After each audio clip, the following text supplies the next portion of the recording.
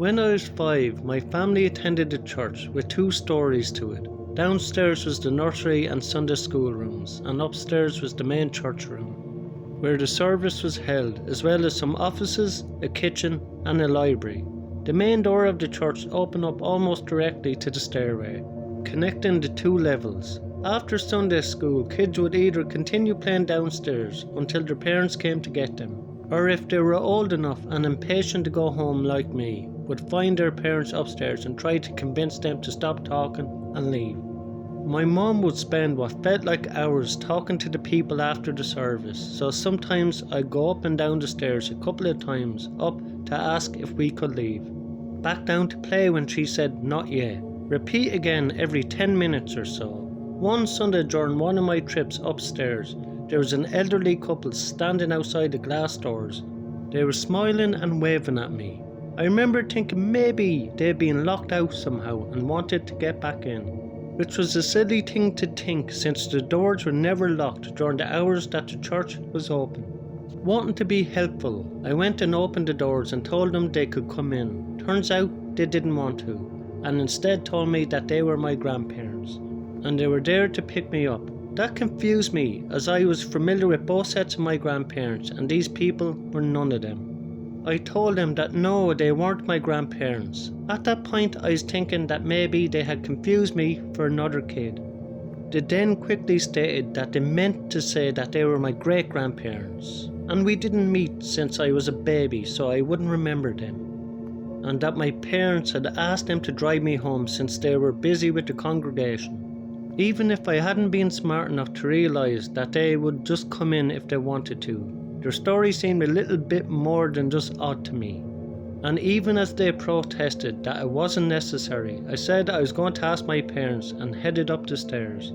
Immediately my mom started talking to a group of other churchgoers, but after literally tugging on her sleeve for maybe about a minute, I was able to get her attention and announced loudly, and at that point probably impatiently, that my grandparents were there to pick me up, and I asked if I was supposed to go with them. She looked confused, then concerned, and told me that my great-grandparents were not there to pick me up, and it's impossible since they have already been deceased, which pretty quickly put a stop to the discussion about raising money for a stained glass window for the church, or whatever she was talking about. My mum and some other adults went back with me to the door, but the couple was no longer there, since I couldn't really describe them any better than old, white-haired, looked friendly, but not my grandparents. It was just sort of uneasy put down to them mistaking me for someone else. From then on, despite my impatience to leave, I stayed downstairs until my parents came and got me. I remember being concerned about it for a while, but my mom would discourage discussing it, saying that those people obviously just made a mistake. I suppose it is possible that's all it was, but I've always remembered that it felt wrong. How insistent they were that they were there to pick me up. I guess I'll never know for sure, although I'm glad that even as a kid I knew not just to leave the church with them.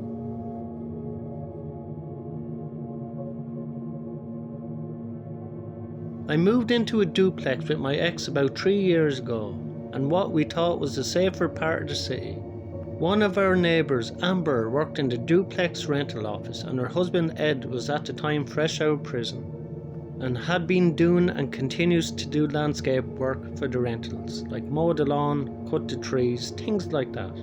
And other than that, he's home mostly doing odds and ends, like tinkering with the mower or truck. They are both super friendly people, very kind and loving towards others, and always offered to help out. We've smoked some weed together a few times and have talked about all kinds of things, so I thought I could trust them and felt very safe being their neighbour. I once mentioned how sometimes when I'm home alone I hear steps in the attic, over my room, and what sounds like a chair being dragged. How sometimes the noise follows me around the house and always freaks me out, to the point of calling someone just to feel a little safer until the noises die down. Ed just said unprompted, "What do you think, we're spying on you?" He added a chuckle at the end of that sentence, but it creeped me out more than a little. So around then I ended up breaking up with my boyfriend and he moved out. Ed started texting me and asking if I wanted to smoke, while Amber was still at work.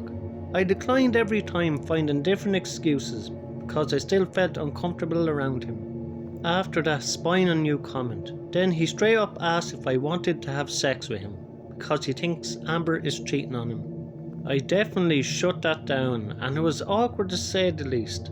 I didn't end up telling Amber because I didn't want to get kicked out there or have some horrible awkward tension, and I just hate confrontation in general, so I kept that quiet. That's when I started to hear things in the attic above my room more and more often. It freaked me out even more. I woke up to a loud bang outside my front door at about 4 AM one morning. When I went to examine it, there was a small lockpick outside my door, on the ground, but no one was around. I kept the lockpick, and the next day I texted a picture of it to Amber just to let her know I thought someone was creeping around. Her response was, "Oh, that's Ed's. That's his ice pick, not a lockpick, sweetie. No one can pick your deadbolt with that, but I know the difference between a 4-inch skinny ass lockpick and an ice pick. So I'm scared to be alone here, especially at night. Our attics connect, and it's not too outlandish to think he could be up there spying on me." I even found a freshly drilled hole in the ceiling of my room. I just put some wadded up paper in it and tried not to think of it. I honestly hope nothing comes of this, and that I'm just being paranoid. But with every passing day, I find this conduct to be less and less likely to be innocent. For everyone saying to call the police, I really have no evidence. I have the lockpick still and pictures of my door being messed with. But when I've gone into that attic, it's been completely empty. I never go in alone because its opening is in my garage and there's no ladder, so it requires 2 people. As of now, it is a gaping hole above my washer and dryer and very hard to get into without good upper body strength. I'd call my ex to come home when the dragging would start, but by the time he'd get there, it'd be cleared out, so I'm hesitant to report anything with no evidence. I'd find myself staying with my current boyfriend until I move out of this place in a few weeks, despite the fact that my neighbours are upset that I'm leaving. It's a strange feeling when you can't even treat your own home as your home. I think I'm done ignoring this feeling that I get when I'm there. It's best to pack up and leave.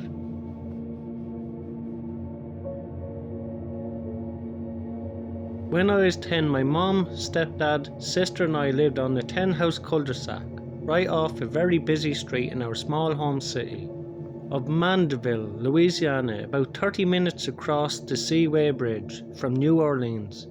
One warm summer afternoon, I was playing outside in the front yard with our weenie dog. He was such a little barker that we actually named him Wuffets. Anyway, Wuffets and I was out the front about 5 PM or so. It was still light out and I was wrapped up in chasing my pooch around the yard, so I didn't notice a black sedan pulling up in front of my house.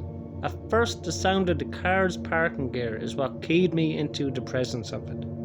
Just as a middle-aged man that I'd never seen before got out of the driver's seat and started walking towards me. Without even a greeting, this guy began asking me if Gary was here.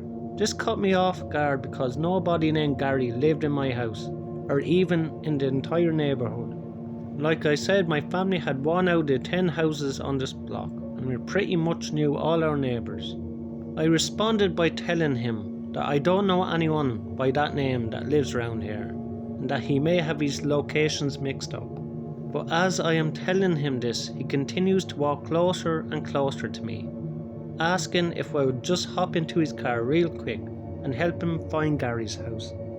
With each step he takes, he's going deeper into his story about how Gary is one of his teenage son's friends, and that he was unable to get a hold of him, but he was sure that he lived nearby.